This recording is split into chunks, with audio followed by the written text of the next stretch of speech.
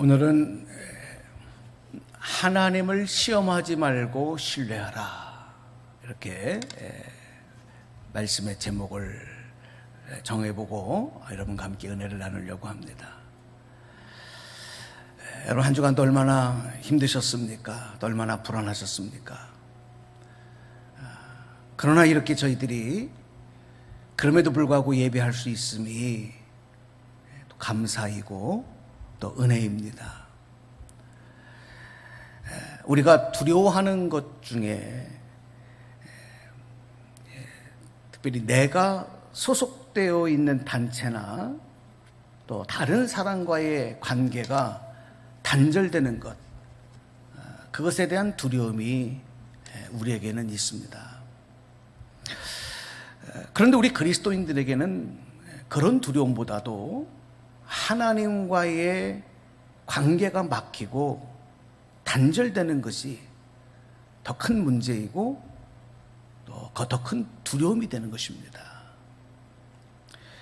요즘 우리가 이렇게 코로나의 재확산이 문제가 또 우리들의 삶에 일어나고 있는 상황 속에서 그 어느 때보다도 집에 머무는 시간들이 많아지고 또 다른 사람들과 함께하는 시간들이 줄어들고 있습니다.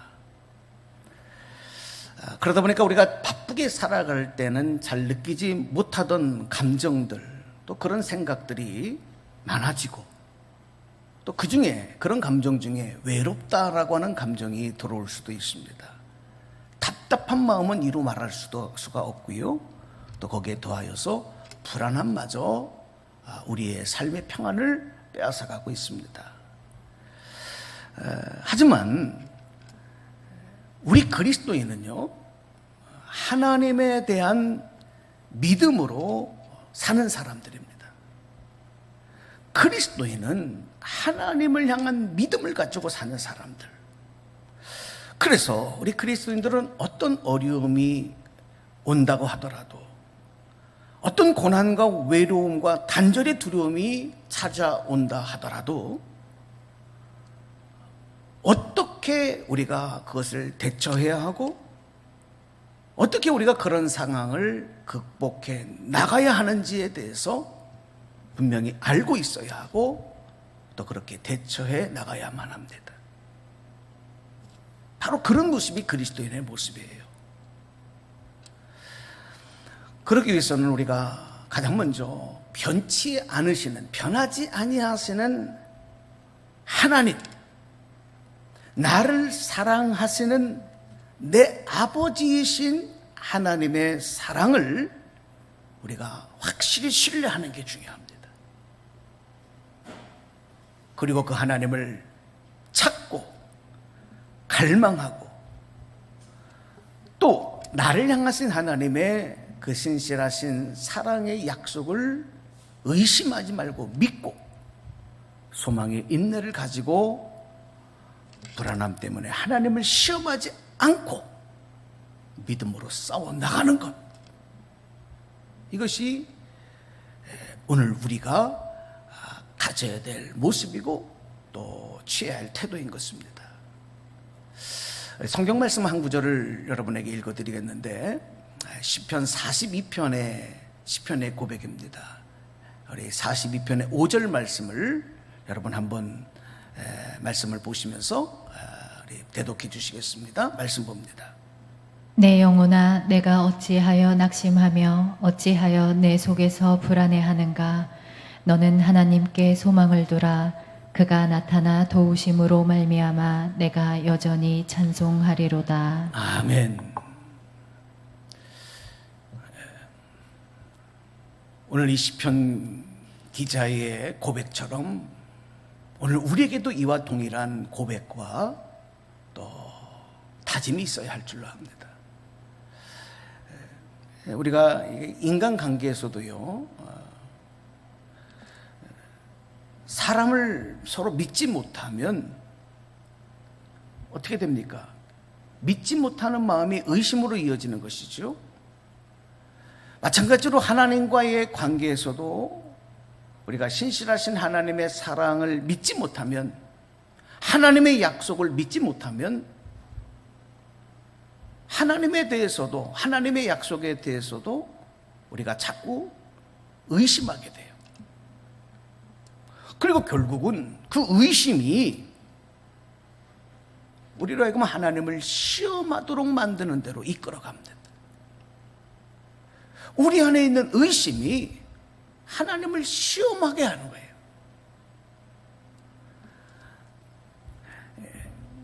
요즘에 믿음이라는 말을 앞세워서 우리 교회 안에서도 하나님을 시험하는 일들이 많이 일어나고 있습니다.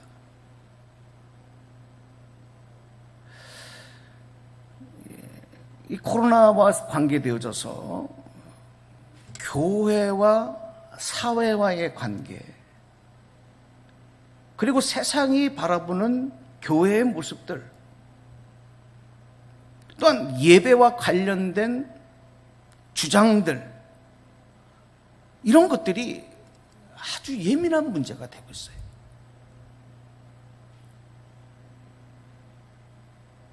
아마 여러분들도 한두 번쯤은 다 이런 고민들을 하고 또 걱정도 하고 염려도 하고 그러셨던 일들이 있었을 것입니다. 특별히 우리가 이제 지금 전국적으로 코로나가 재확산되고 수도권에서는 더 이제 급증해서 일어남으로 말미암아 우리 교회에 내려진 이 대면 예배 금지 조치를 갖고도 우리 기독교 안에서조차 이런 조치를 종교의 자유를 억압하고 하나님 믿는 신앙의 자유를 박탈하는 것으로 이렇게 해석을 하면서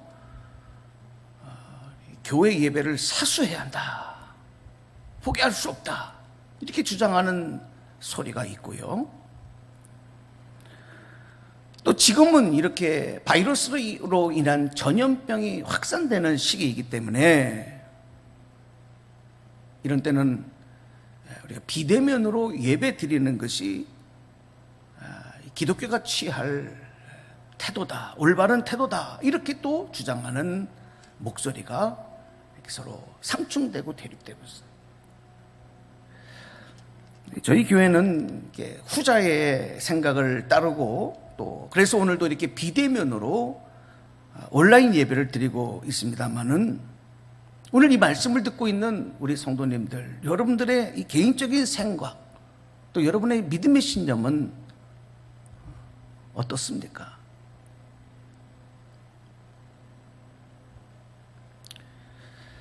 정말 뭐가 옳은 것이고 무엇이 하나님의 뜻을 따르는 모습인지 잘 모르겠다, 이렇게 분명한 생각을 갖고 계시지 못한 분들도 있을 것입니다. 뭐가 옳은 건가?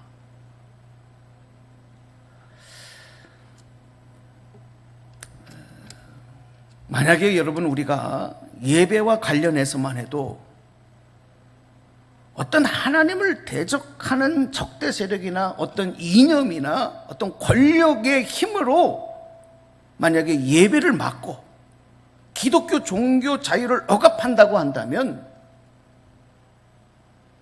우리 교회와 모든 우리 기독교인들은 목숨을 걸고 순교를 각오하며 정말 죽으면 죽으리라고 하는 이런 순교자의 각오로 믿음으로 나가 싸워야 할 것입니다. 그러나 지금 이렇게 바이러스, 보이지 아니하는, 눈에 보이지 아니하는 이 바이러스의 전염병이 확산되어져서 내 개인의 안전뿐만이 아니라 나로 인해서 또 교회로 인해서 우리의 모임으로 인해서 이웃과 사회와 많은 사람들의 안전과 건강을 해칠 수 있는 이런 상황이라고 한다면 이 교회는 과연 어떤 태도를 취해야 하는지에 대해서 우린 좀 더 예민하게, 좀 더 깊이 생각하고 판단해야 된다라는 생각을 우리 갖고 있어야 되는 것입니다.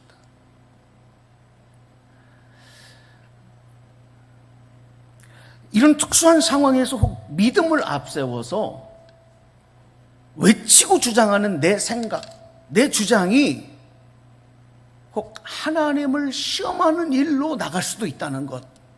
자, 여러분, 이거 참 예민한 얘기인데요. 나는 이게 내 믿음이야. 이건 난 믿음의 신앙의 내 신조야. 이거는 절대 포기할 수가 없어.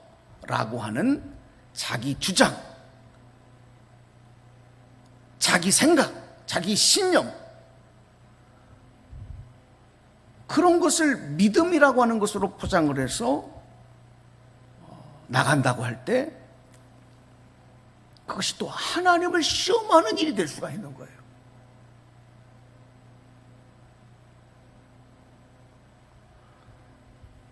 우리가 주의 이름으로 모여서 예배하고 기도하면 바이러스가 우리를 침범하지 못하고 우리는 절대 바이러스에서부터 안전하다. 그러니 하나님을 믿고 나와서 우리가 함께 모여서 예배하자, 기도하자. 그런데 교회 안에서 바이러스가 발생이 되어지고 그렇게 모인 가운데서 바이러스가 창궐하게 되어질 때 여러분, 이게 바로 뭐냐? 하나님을 시험하는 거거든요.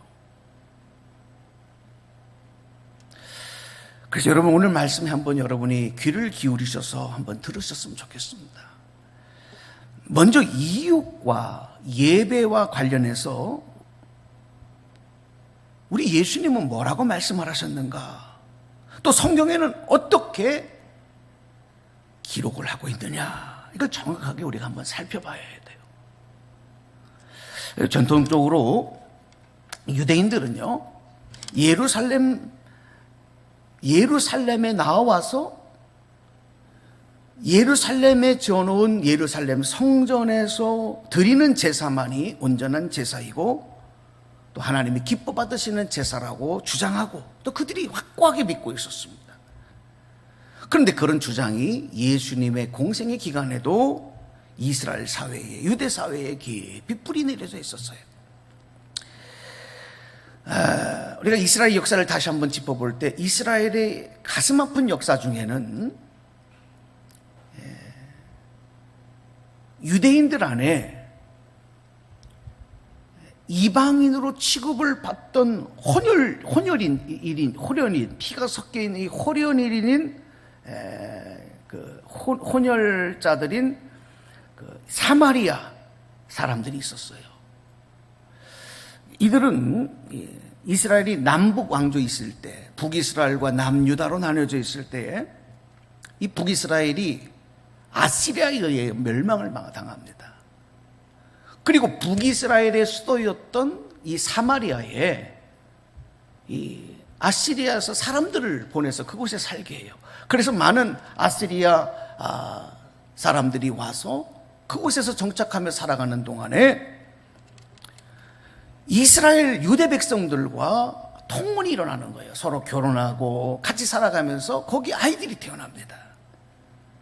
그들이 바로 사마리아인이 되는 거예요. 그런데 그들에게는 하나님 믿는 신앙과 더불어서 아시리아에서 숭배하던 신을 섬기는 그런 신앙들이 동시에 함께 뿌리 내려져 있었습니다. 그러니까 이 남유다는 다윗의 혈통을 이어받아 와서 또 다윗의 그 믿음의 신앙의 신조를 그대로 유지해온 사람들이었기 때문에 이 남유다인들이 유대인들이 볼 때에 이 사마리아인들은 이방인인 거예요. 그래서 그들을 이방인 취급을 했고 그들과 완전히 담을 쌓고 살면서 그들을 철저히 배격했습니다. 이게 이제 예수님이 사셨던 그 시대에도 계속 이어지던 거예요. 요즘도 마찬가지입니다. 요즘도. 자, 그런데 우리 예수님은 그런 사마리아 사람이라도 이방인 취급을 하지 않으셨다는 것. 그리고 진정한 이웃이 누구냐라고 하는 것을 설명할 때 이 사마리아 사람들을 통해서 말씀하셨다는 거예요. 자, 누가복음 10장에 보면은 우리가 잘 아는 선한 사마리아 사람에 대한 비유 이야기가 나오거든요. 어느 날 한 율법 교사가 예수님을 찾아와서 성경에 그렇게 기록이 돼요. 자기를 옳게 보이려고 예수님께 질문을 하는데 뭐라고 질문하느냐? 내 이웃이 누굽니까? 내 이웃이 누굽니까? 이 율법 교사의 이 질문은 레위기서와 신명기서에 기록되어져 있는 바로 내 이웃을 네 몸과 같이 사랑하라 하는 그 이웃을 지금 말하면서 생각을 하면서 예수님 정말 내가 사랑해야 되는 이웃이 누굽니까? 라고 질문을 한 거예요. 그때 예수님께서 이 선한 사마리아 사람, 강도 만난 사람을 도와준 선한 사마리아 사람의 비유를 말씀해 주신 것입니다. 이 유대 백성들 중에는 종교적으로 거룩한 혈통을 계속 이어왔던 레위인들이 있었고, 그들은 하나님께 제사를 드리는 일들을 맡고 성전에서 행하는 일들을 맡으면서 살아갔던 거룩한 혈통의 백성들이 바로 레위인들이거든요. 또 제사장 직분을 가진 사람들, 그런 사람들이 유대인들 중에서도 거룩한 백성으로 취급을 받았는데, 예수님의 이 비유를 보니까 강도 만난 사람을 레위인도 제사장도 외면하고 자기들이 갈 길로 가버렸다. 그런데 사마리아 사람은 이 강도 만난 사람들을 보고 불쌍히 여겨서 그를 도와주고 치료해주고 생명을 구해주었다. 이렇게 말씀하시면서 진짜 이웃은 누구냐? 어려움을 만난 이웃에게 이렇게 자비를 베푸는 사람이 진짜 이웃이다. 예수님이 그렇게 말씀을 해주신 겁니다. 오늘 우리 기독교가, 오늘 믿는 그리스도인들이 믿지 않는 세상에, 또 이 코로나로 인해서 두려워하고 염려하는, 근심하는, 또 어려움에 빠져 있는 이 사회와 또 이 자영업자들과, 그리고 직장을 잃고 고통을 받는 실업자들과, 또 우리 젊은이들, 학교에 나가서 마음껏 공부하지 못하는 우리 어린 자녀들, 우리 다음 세대들, 정말 그들을 진정한 이웃으로 생각하고 있는 건지, 우리는 다시 한번 심각하게 돌아볼 필요가 있습니다. 기독교는 우리 믿음과 신앙적인 주장과 교회 전통만 주장하며 내세울 것이 아니라, 그동안 어려움에 빠진 사회와 사람들이 겪고 있는 어려움에 대해서 진정한 자비를 베푸는 마음이 우리 기독교 안에 있었어요. 우리 한국 역사에서도, 우리 선교 초기에 이 대한민국을 정말 이렇게 근대화시키면서 백성들을 계몽하고 가난에 빠진 그런 백성들을 돕고 그들을 교육하고 그들을 치료하는 모든 일들에 기독교가 앞장을 섰어요.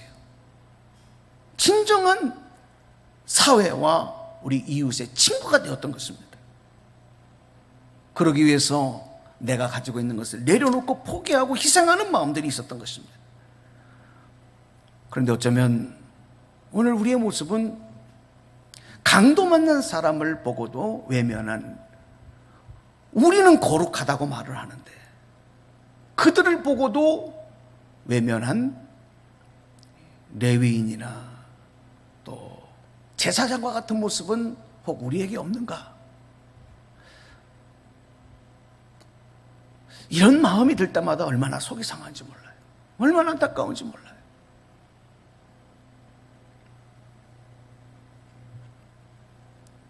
이웃과 관계에서도 그렇지만 여러분, 예배와 관계에서도 우리가 이렇게 지금 비록 비대면 온라인 예배를 드리면서도 우리가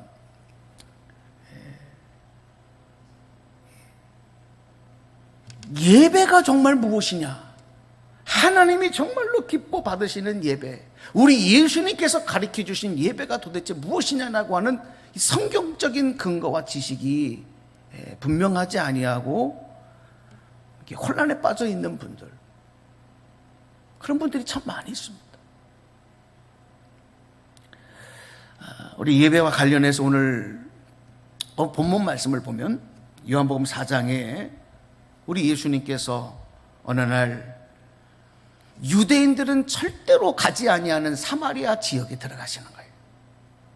유대인들은 절대로 서로 교제하지 아니하고 함께하지 않는 사마리아 사람, 사마리아의 여인과 우물가에서 대화를 나누시는 것입니다. 이런 일들이 당시 유대인들이 볼 때, 종교적으로, 사회적으로, 문화적으로 볼 때 도저히 있을 수 없는 일이죠. 그런데 우리 예수님은 그렇게 터부시 되어지던 상식과 생각들을 뛰어넘으셨다는 겁니다. 이게 사마리아 수가성 우물가에서 사마리아 여인과 만나 대화하시는 예수님의 모습을 통해 말씀하시는 것입니다. 더욱이 그 당시에는 그 누구도 함부로 말할 수 없었던 예배의 문제에 대해서 예수님께서 명쾌하게 말씀을 해주셨어요. 예수님을 만난 여인은 예수님에게 자신이 사마리아인으로 태어나서 이 사마리아 지역에 살아가면서 평생 의문으로 가지고 있었던 예배의 문제에 대해서 예수님께 질문을 하잖아요. 오늘 그 말씀이 20절에 기록이 되고 있는데요. 자, 말씀 한번 보시겠습니다. 요한복음 4장 20절 말씀입니다. 우리 조상들은 이 산에서 예배하였는데 당신들의 말은 예배할 곳이 예루살렘에 있다 하더이다. 네. 이게 지금 사마리아 여인이 가지고 있던 예배의 문제예요. 그러니까 사마리아 사람들이 조상 때부터 하나님께 예배한 그런 이 예배를 유대인들은 예배로 인정하지 않았다는 거예요. 사마리아에 살고 있었던 사람들은 사마리아 지역의 그리심산이라는 곳에 산당을 만들어 놓고 그곳에 가서 하나님께 예배를 드렸어요. 그런데 유대인들은 그건 예배가 아니야. 예루살렘 성전에서 드리는 예배가 진짜 예배야. 자, 이 문제에 대해서 우리 예수님은 뭐라고 말씀을 하셨습니까? 먼저 요한복음 4장 21절 말씀에 여러분 주목하셔야 되거든요. 요한복음 4장 21절 말씀입니다. 말씀 보겠습니다. 예수께서 이르시되 여자여 내 말을 믿으라. 이 산에서도 말고 예루살렘에서도 말고 너희가 아버지께 예배할 때가 이르리라. 아멘. 자, 여러분 이 말씀을 잘 이해하셔야 되는데, 예수님은 여인에게, 의심하던 여인에게 내 말을 믿으라, 예수님이 하시는 말씀을 믿으라, 그러면서 뭐라 그래요? 이 산에서도 말고, 그리심산, 사마리아 지역에서 드렸던 그 그리심산, 거기도 말고 예루살렘도 말고. 그러니까 예배는 어디서 예배를 드리는지 장소가 중요하지 않다는 거예요.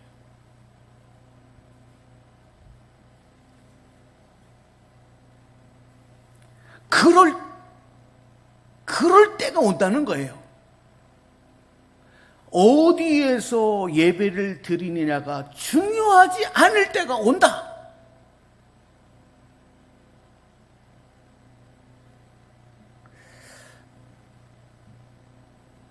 여러분, 어쩌면 오늘 우리 시대가 그런 시대가 아닌가, 그런 시대가 우리에게 온 것이 아닌가 하는 생각을 우리는 떨쳐버릴 수가 없잖아요. 이 산에서도 말고 예루살렘에서도 말고 너희가 아버지께 예배할 때가 이르리라.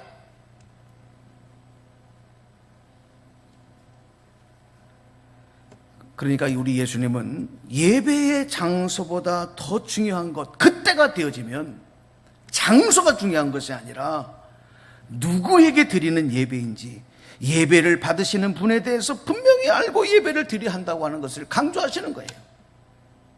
오늘 지금 우리가 누구에게 예배를 드리고 있습니까?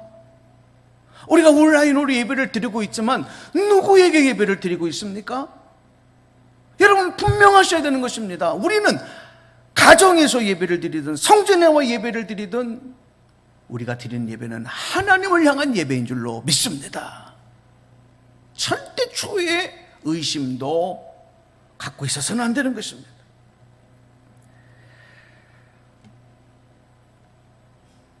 그래서 22절에 보면 사마리아 여인에게 이렇게 말씀하세요. 사마리아 여인에게 너희가 조상 때부터 드린 예배는 너희가 알지 못하는 예배였다. 너희가 알지 못하는 예배를 드렸다. 이 말은 무슨 얘기냐? 너희가 예배를 그리심산에서 예배를 드렸지만 너희는 누구에게 예배하는지를 분명하게 하지 않았다. 때로는 너희가 필요할 때는 아시리아 섬겼던 우상에 대해서 예배를 드리기도 하고 하나님에 대해서도 예배 드리게 하고 너희가 드리는 예배가 누구에게 드리는 예배인지도 모르고 예배를 드렸다. 그러니까 하나님과 우상을 겸하여서 예배 드리는 것, 이것을 지적하신 것입니다. 그러나 유대인들은 예배를 받으시는 분이 하나님이시라는 것과 구원자가 다윗의 후손인 유대인 중에서 나올 것을 알고 예배를 드렸다. 예수님이 이렇게 분명하게 말씀을 해주시는 거예요. 자, 그런데 그 다음 말씀이거든요. 그러니까 우리가 누구에게 예배를 드리고 있는지, 우리 예배를 받으시는 분이 어떤 분인지를 분명히 알고 예배를 드리는 것이 예배를 드리는 장소, 예배를 어떻게 드리느냐 하는 예배 형식, 이거보다 더 중요한 때가 온다. 이것을 우리에게 분명하게 알려주신 말씀이 되는 것입니다. 그래서 우리가 여기서 꼭 기억해야 될 말씀이 바로 23절에 나오는 말씀이고 우리가 잘 아는 말씀인 것이죠. 자, 말씀 보겠습니다. 본문 23절입니다. 아버지께 참되게 예배하는 자들은 영과 진리로 예배할 때가 오나니 곧 이때라.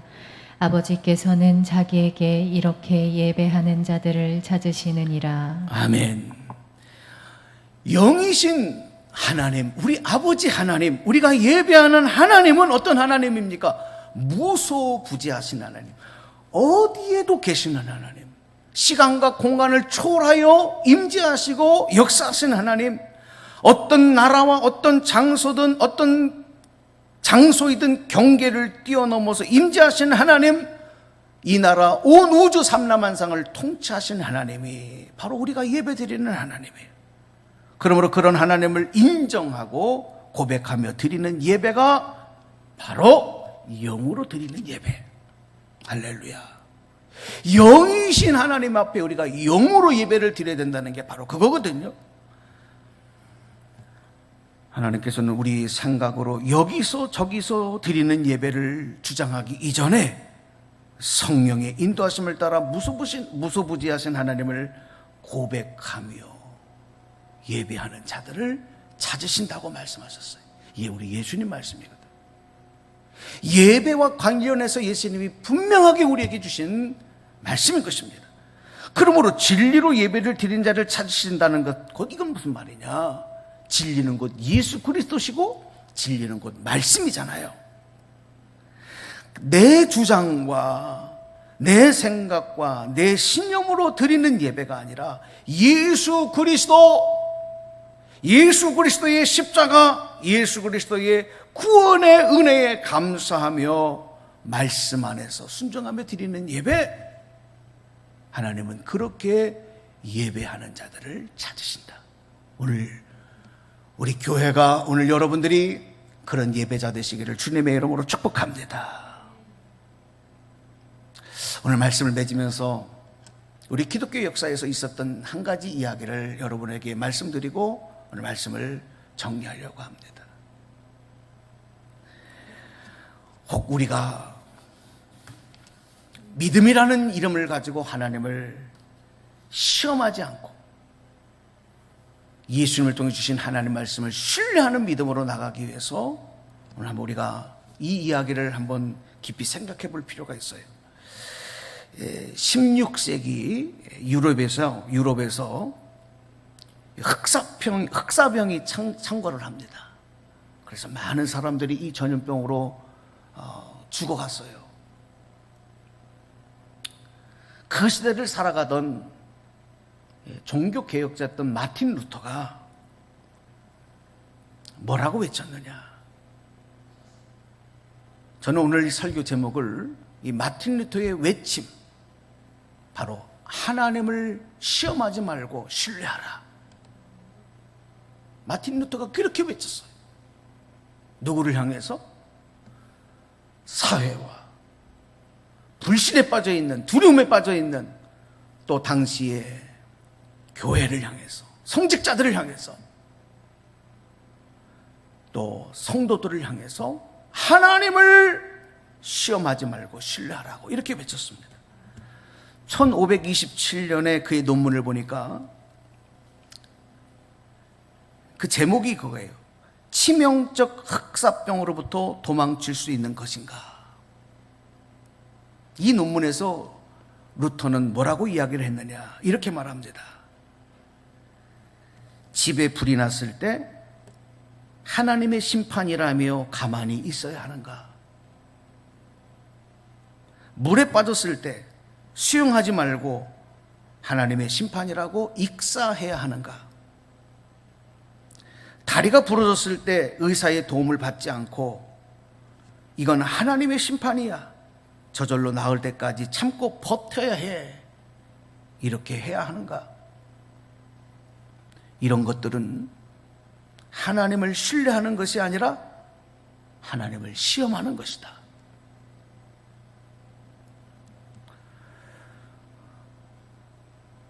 당시에 독일에도 흑사병이 창궐해서 수많은 사람이 죽어나갔을 때